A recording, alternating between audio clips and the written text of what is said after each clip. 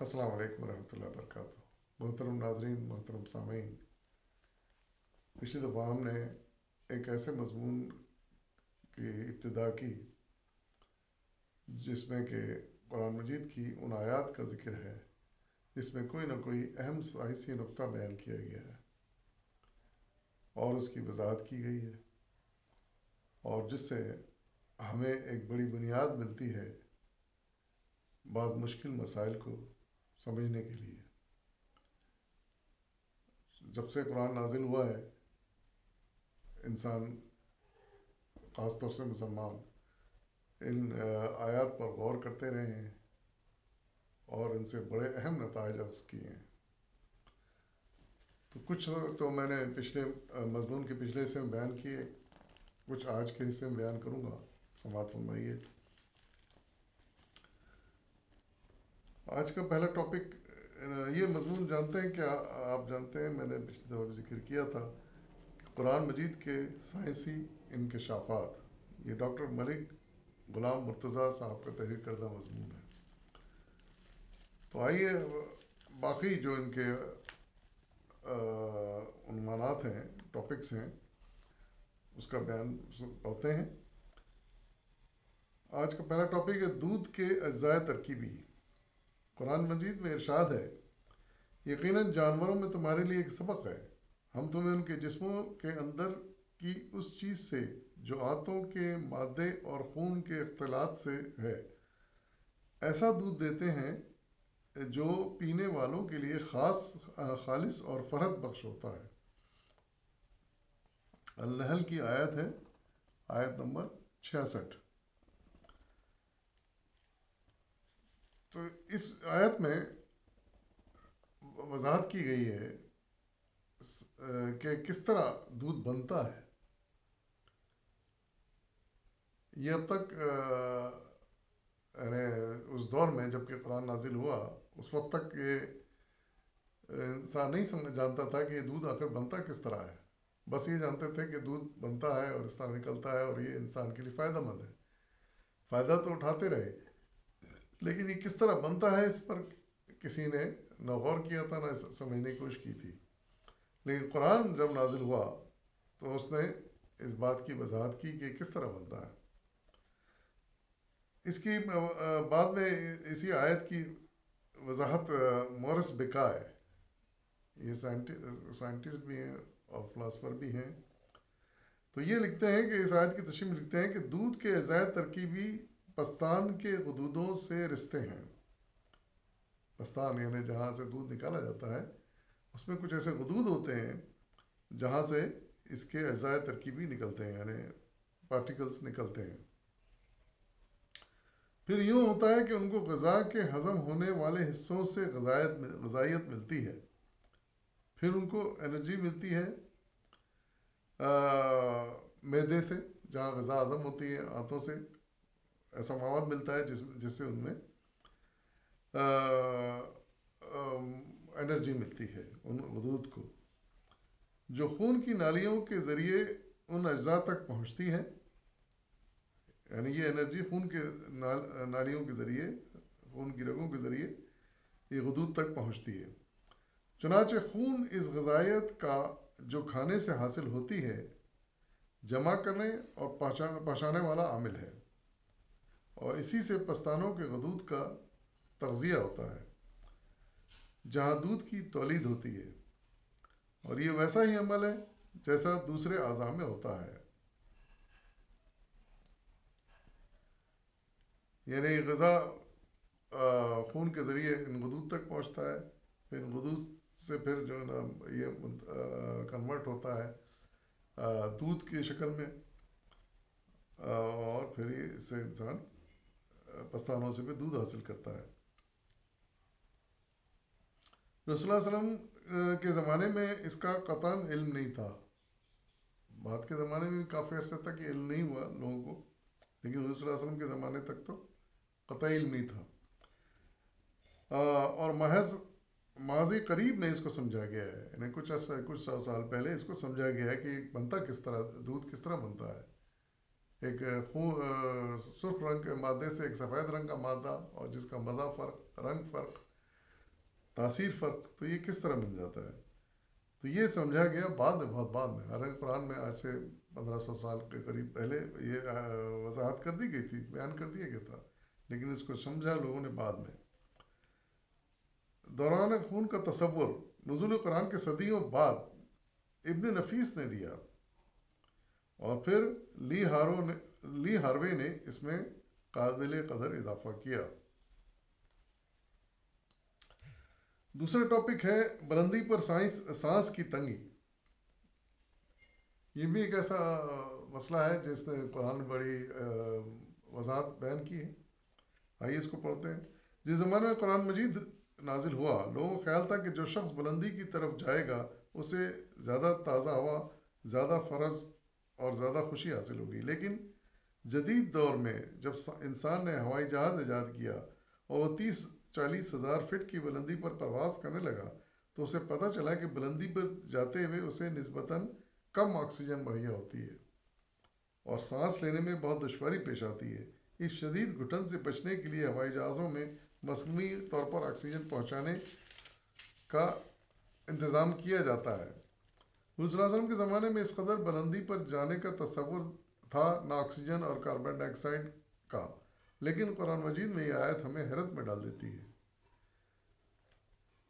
آیت کا ترجمہ ہے، پس یہ حقیقت ہے کہ جسے اللہ ہدایت بخشنے کا ارادہ رکھتا ہے اس کا سینہ اسلام کے لیے کھول دیتا ہے، اور جسے گمراہی میں ڈالنے کا ارادہ کرتا ہے اس کا سینہ تنگ اور گھٹا ہوا کر دیتا ہے، گویا وہ آسمان پر چڑھ رہا ہے، یعنی بلندی کی طرف جا رہا ہے، بلندی پر جا رہا ہے۔ سورہ انعام کی آیت نمبر 125۔ یعنی دیکھیے کہ انسان تو یہ سمجھتا ہے کہ اوپر جتنے جاتے ہیں تو کھلی اور فریش ہوا ملتی ہے، تازی ہوا ملتی ہے اور انسان کی طبیعت میں اچھا اثر پڑتا ہے، لیکن قرآن یہ کہتا ہے کہ جب اللہ تعالیٰ کسی کو گمراہی میں ڈالنے کا ارادہ کرتا ہے تو اس کا سینہ تنگ کر دیتا ہے، اور ایسے تنگ کر دیتا ہے کہ جیسے اس کو گھٹن محسوس ہوتی ہے اور یہ لگتا ہے کہ بلندی پر چڑھ رہا ہو۔ یعنی قرآن یہ کہہ رہا ہے کہ بلندی پر چڑھنے سے سانس گھٹتی ہے، اور وجہ آج سائنس نے دریافت کی کہ سانس کیوں گھٹتی ہے، وہ اس لیے کہ آکسیجن کی کمی ہو جاتی ہے، اس لیے سانس گھٹتی ہے۔ تو اسی آکسیجن کو پھر کا بندوبست کیا جاتا ہے جہاں ہوائی جہازوں میں جو بہت بلندی پر اڑتے ہیں، وہ جانتے ہیں ماسک نکل کے اوپر سے آ جاتے ہیں اور ہم لگا لیتے ہیں ماسک، تو اس میں سے ہمیں آکسیجن ملنے لگتی ہے، کیونکہ ہمارا دم گھٹنے لگتا ہے اتنی اوپر جانے کے بعد۔ پہاڑوں پر جو لوگ چڑھتے ہیں اونچے اونچے پہاڑوں پر، اپنے ساتھ آکسیجن ساتھ لے جاتے ہیں۔ تو یہ بات بھی آج سے 1400-1500 سال پہلے قرآن میں آ گئی۔ ایک اور اہم نقطہ ہے، درد کا احساس جسم میں صرف جلد کو ہوتا ہے۔ جدید طب نے یہ دریافت کیا ہے کہ وہ اعصاب کا جو درد کا ادراک کرتے ہیں، خواہ وہ چوٹ لگنے، جلنے یا شدید گرمی یا سردی کی وجہ سے ہو، فقط جلد میں پائے جاتے ہیں۔ یعنی اگر جسم میں سوئی چبھوئی جائے تو درد صرف جلد کی سطح پر ہوگا، لیکن اگر سوئی جلد سے آگے گزر جائے تو یہ بقیہ گوشت میں فی الواقع درد نہیں ہوگا، پھر محسوس نہیں ہوگا، اتنا تکلیف نہیں ہوگی۔ یہ اگرچہ جدید ترین تحقیق ہے، لیکن اس کی طرف اشارہ قرآن مجید میں صدیوں پہلے موجود ہے۔ قرآن کی آیت ہے، اس کا ترجمہ، جن لوگوں نے ہماری آیات ماننے سے انکار کر دیا انہیں بالیقین ہم آگ میں جھونکیں گے، اور جب ان کے بدن کی کھال گل جائے گی تو اس کی جگہ دوسری کھال پیدا کر دیں گے تاکہ وہ خوب عذاب کا مزہ چکھیں۔ اللہ بڑی قدرت رکھتا ہے اور اپنے فیصلوں کو عمل میں لانے کی حکمت خوب جانتا ہے۔ سورہ نساء کی آیت ہے، آیت نمبر 56۔ یعنی جب سزا دینے پر آئے گا اللہ تعالیٰ آخرت میں، تو سب سے اہم ترین سزا یہی ہوگی کہ انسان کی کھال جلے گی، یعنی انتہائی سینسیٹیو چیز جلے گی جس کے جلنے سے بڑی تکلیف ہوگی،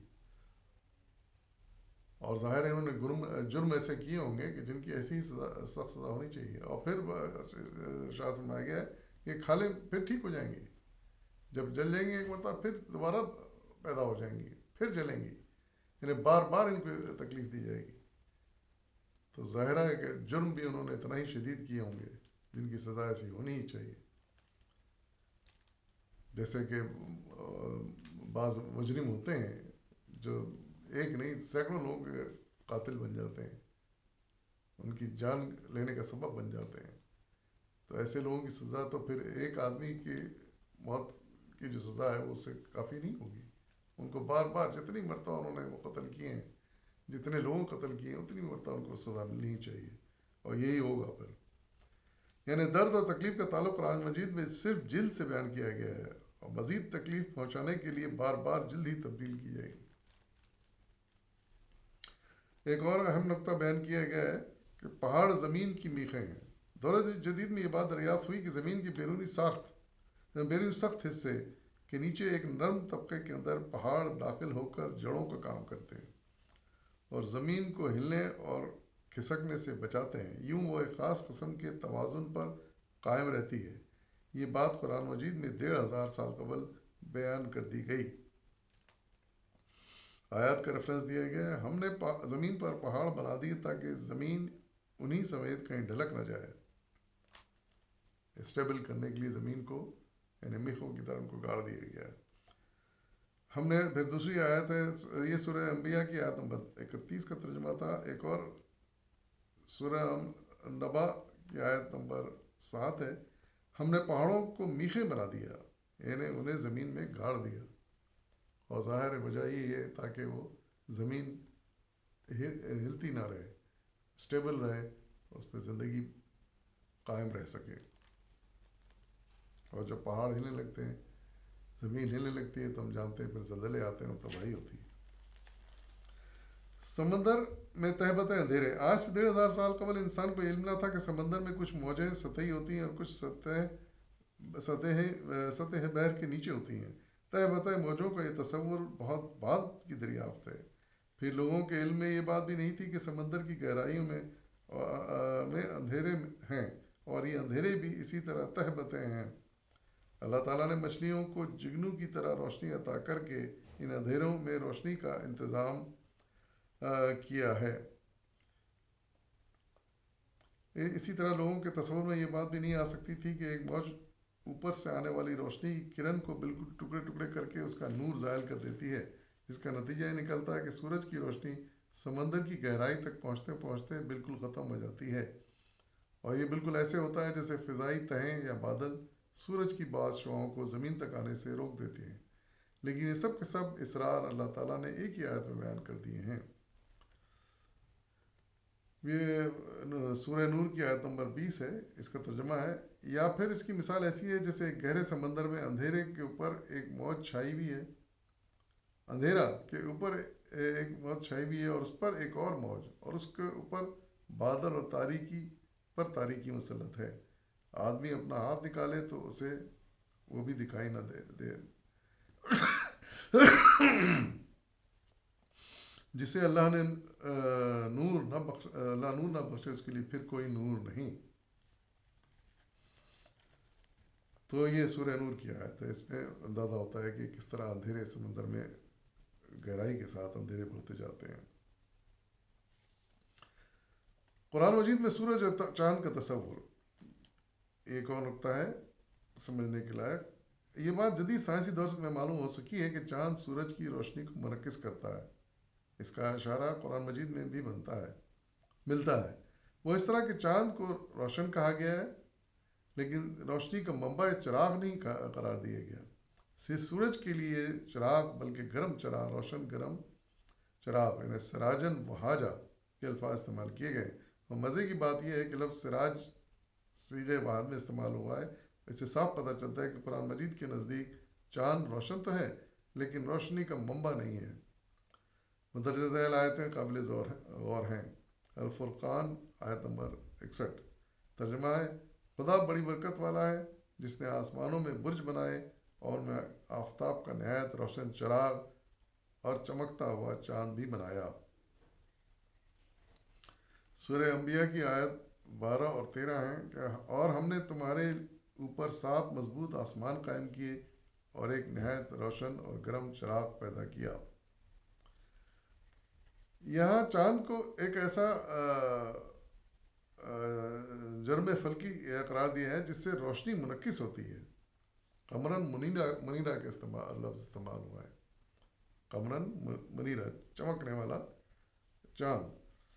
اور الفاظ کے اسلوب سے صاف پتہ چلتا ہے کہ چاند کو روشن تو کہا گیا ہے مگر روشنی کا منبع قرار نہیں دیا گیا. اس کے برعکس سورج کو ایک شعلہ فگن سراج یا گرم چراغ یا وہاج قرار دیا گیا ہے. تو حقیقت ہے کہ انسان اس زمانے میں یہی سمجھتا تھا کہ جیسے سورج چمکتا ہے اپنی روشنی سے، ویسے ہی چاند بھی اپنی روشنی سے چمکتا ہے. لیکن قرآن سے یہ بات ثابت ہو رہی ہے، جو کہ بعد میں سائنس نے ثابت کر دیا، کہ سورج اپنی روشنی کی وجہ سے چمکتا ہے، اپنی آگ کی وجہ سے چمکتا ہے، لیکن چاند ٹھنڈا ہے، اس میں کوئی ایسی آگ نہیں ہوتی کہ روشنی پیدا ہو، بلکہ وہ سورج کی روشنی کو منعکس کرتا ہے، ریفلیکٹ کرتا ہے، اس سے وہ اس میں چمک نظر آتی ہے ہم کو، ورنہ وہ حقیقت میں اندھیرا ہے. سورج ایک اور نقطہ ہے، اہم نقطہ، سورج اور چاند کے مداروں کا وجود. آج سے 1500 سال قبل دنیا میں اجرام فلکی کے مداروں کا کوئی تصور نہیں تھا. اس لیے قرآن مجید کے مفسرین کو لفظ فلک کی تشریح کرنے میں بہت دقت پیش آئی.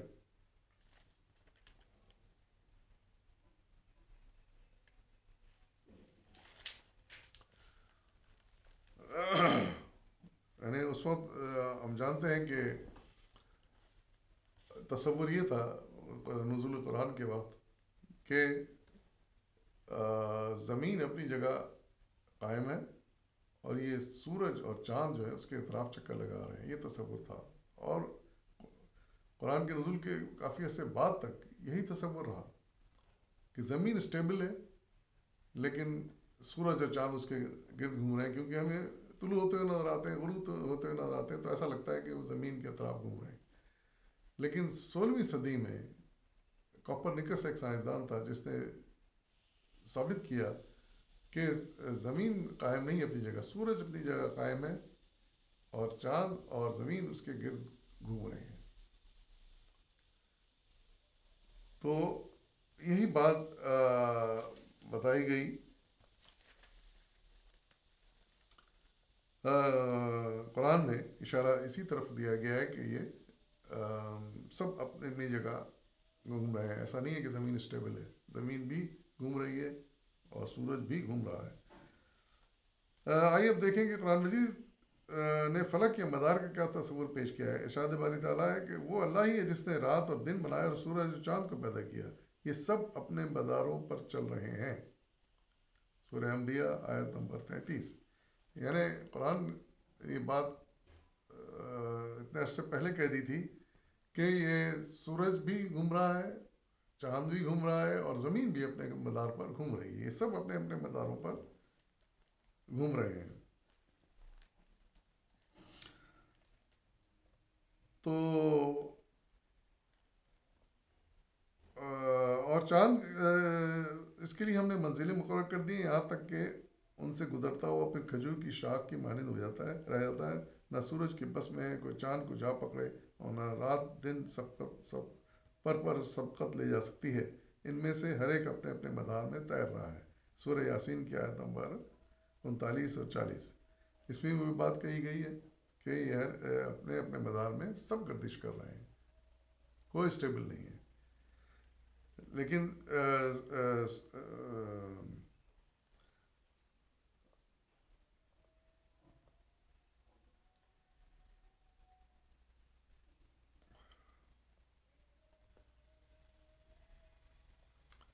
تو اب یہ جو ہے کس تک ہے، 16ویں صدی تک تو یہ انسان سمجھتا رہا کہ سورج ٹھہرا ہوا ہے اور چاند اور زمین گھوم رہے اطراف. لیکن قرآن کہتا ہے کہ سورج بھی حرکت میں ہے. اور مزے کی بات یہ ہے کہ بعد میں جدید ترین سائنس نے یہ بات ثابت کر دی ہے کہ حقیقت میں سورج بھی ٹھہرا ہوا نہیں اپنی جگہ، سورج بھی حرکت میں ہے، وہ بھی ایک سمت میں چلا جا رہا ہے. تو یہی بات قرآن مجید میں اس طرح بیان کی ہے کہ اور سورج اپنے ٹھکانے کی سمت دوڑا چلا جا رہا ہے. یہ زبردست علیم ہستی کا باندھا ہوا نصاب ہے. یہ سورہ یاسین آیت نمبر 30. یعنی قرآن کہہ رہا ہے کہ سورج بھی حرکت میں ہے، ایک طرف چلا جا رہا ہے. جبکہ 16ویں صدی تک بھی یہ ثابت نہیں ہو سکا تھا کہ سورج بھی حرکت میں ہے. یہ بات ثابت ہو گئی تھی کہ سورج کے اطراف چاند، یعنی زمین کے اطراف سورج اور چاند نہیں گھوم رہے، بلکہ سورج کے اطراف زمین اور چاند گھوم رہے ہیں اور زمین بھی حرکت میں. یہ بات تو ثابت ہو گئی، لیکن یہ بات بالکل جدید تحقیق سے ثابت ہوئی کہ سورج بھی گھوم رہا ہے اور ایک سمت پہ چلا جا رہا ہے. 16ویں صدی میں پولینڈ کے منجم نکولاس کوپرنیکس، وہی جو جس کا میں نے اوپر ذکر کیا، یہ اعلان کیا کہ سورج ساکن ہے اور زمین اس کے گرد چکر لگاتی ہے. 16ویں صدی تک یہ غلط تصور تھا. اس سے دنیا علم میں ایک بھونچال آ گیا. جب دنیا نے کوپرنیکس کے اس نظریے کو حقیقت سمجھ لیا تو عالم اسلام میں ایک اضطراب کی کیفیت پیدا ہوئی، اس لیے کہ قرآن سورج کو متحرک قرار دیتا ہے. پھر اس سے بعد 18ویں صدی میں سر فریڈرک ولیم ہرشل نے اعلان کیا کہ سورج متحرک ہے. اس نے کہا سورج خلا میں سفر کر رہا ہے. سورج کس طرف سفر کر رہا ہے؟ کیلیفورنیا کی ایک رصدگاہ کے ڈائریکٹر آر جی ایٹکن کا اندازہ یہ ہے کہ سورج اپنے نظام شمسی سمیت کہکشاں کے ساتھ 24,000 میل فی گھنٹہ کی رفتار سے کسی نامعلوم منزل کی طرف جا رہا ہے. اور جدید ترین انکشاف جو سائنس نے کیا ہے وہ یہ ہے کہ سورج کسی نامعلوم مرکز کی طرف نہایت تیزی سے بھاگا جا رہا ہے. اس مرکز کو سولر ایپکس کہا گیا ہے.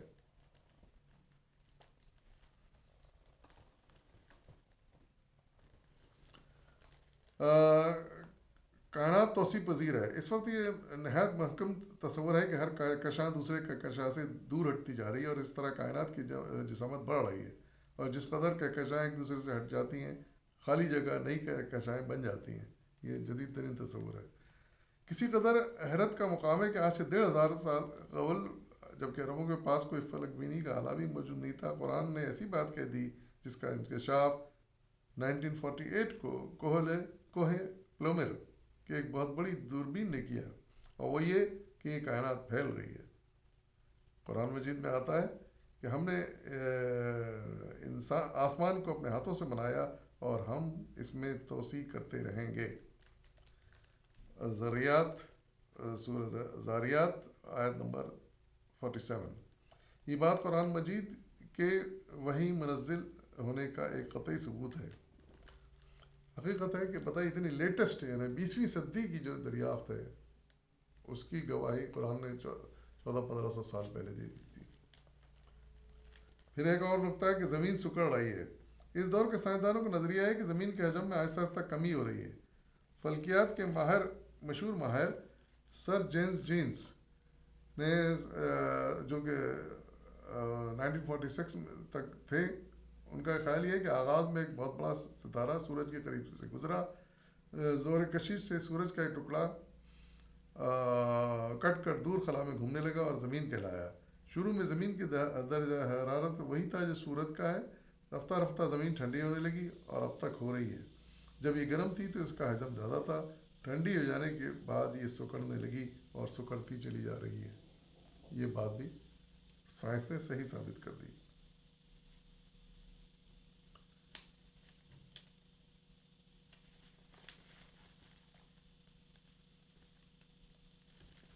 ایک اور بڑا اہم نقطہ ہے کم سے کم مدت حمل. جنین کی پیدائش کی مدت 9 ماہ شمار کی جاتی رہی ہے، مگر دور جدید میں سائنسی تحقیقات نے بیان کیا کہ بچہ ماں کے پیٹ میں 6 ماہ کی مدت گزارنے کے بعد صحیح سالم پیدا ہو سکتا ہے. اس کے بعد بقائے حیات بھی رہ سکتا ہے. گویا جدید سائنسی نقطہ نگاہ سے جنین کی پیدائش کے لیے کم از کم مدت 9 ماہ کے بجائے 6 ماہ ہے. اب آئیے دیکھیں کہیں یہی بات قرآن مجید نے بالکل صراحت کے ساتھ 1,500 سال قبل بیان کر دی ہے. تفسیر ابن کثیر میں ایک اہم واقعہ بیان کیا گیا ہے، اور وہ یہ کہ ایک صاحب سیدنا عثمان رضی اللہ کے یہاں شکایت لے کر آئے کہ ان کی شادی کو صرف 6 ماہ ہوئے ہیں اور اس کی بیوی کے یہاں لڑکا پیدا ہو گیا ہے. بیوی کا اصرار تھا کہ بچہ اس کے خاوند ہی کا ہے، حرامی نہیں ہے، لیکن اس کا خاوند اور خود امیر المومنین عورت کے بعد کے قائل نہ ہوئے۔ ابھی اس عورت کی سزا سنانے ہی والے تھے کہ سیدنا علی رضی اللہ عنہ آن پہنچے، اور انہوں نے عذرِ قرآن فیصلہ دیا کہ بچہ عورت کے خاوند ہی کا ہے، عورت کو باعزت بری کر دینا چاہیے۔ اس کے لیے انہوں نے ایک قرآنی آیت کا حوالہ دیا، وہ سورہ احقاف کی آیت نمبر 15، ترجمہ ہے: ہم نے انسان کو اپنے والدین کے ساتھ بھلائی کرنے کا حکم دیا، اس کی ماں نے اس کو تکلیف سے پیٹ میں رکھا اور تکلیف ہی سے جنا، اس کا پیٹ میں رہنا اور دودھ چھوڑنا 2.5 برس میں ہوتا ہے۔ مائیں اپنے تو یہ ترجمہ تھا اس کا۔ پھر مائیں اپنے بچوں، دوسری آیت ہے اس کا ترجمہ، سورہ بقرہ کی 223 آیت ہے، اس کا ترجمہ ہے: مائیں اپنے بچوں کو پورے 2 سال دودھ پلائیں، یہ حکم اس شخص کے لیے جو پوری مدت دودھ پلانا چاہے۔ اب اس کا ایکسپلینیشن اس طرح کرتے ہیں، یہ حضرت علی نے اس وقت ایکسپلین کیا اس کو، اور جو آج تک صحیح بات ہے ثابت ہوتی ہے۔ پہلی آیت سے معلوم ہوا کہ حمل کی مدت اور دودھ پلانے کی مدت کا مجموعہ پہلی آیت میں 2.5 برس بیان کیا گیا ہے۔ دوسری آیت سے معلوم ہوا کہ دودھ پلانے کی مدت 2 برس ہے۔ یوں حمل کی یعنی مدت خود بخود معلوم ہو گئی، یعنی 2.5 برس سے 2 برس نکال دیں تو 6 ماہ بچتے ہیں۔ اس کا مطلب یہ نہیں کہ ہوا کہ 6 ماہ میں ایک بچہ پورا بن سکتا ہے اور پیدا ہو سکتا ہے اگر اللہ چاہے تو، اور زندہ رہ سکتا ہے۔ تو اندازہ لگے کہ کس طرح یعنی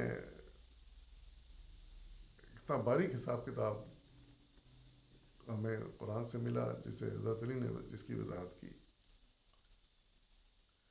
تو یہ وہ اہم نکات ہیں سائنسی جو قرآن سے ثابت ہوتے ہیں، اور جو اس بات کی دلیل ہے کہ قرآن 100% اللہ کا کلام ہے، اور جو بات اس میں کہی گئی ہے وہ حق تھی، حق ہے اور حق رہے گی۔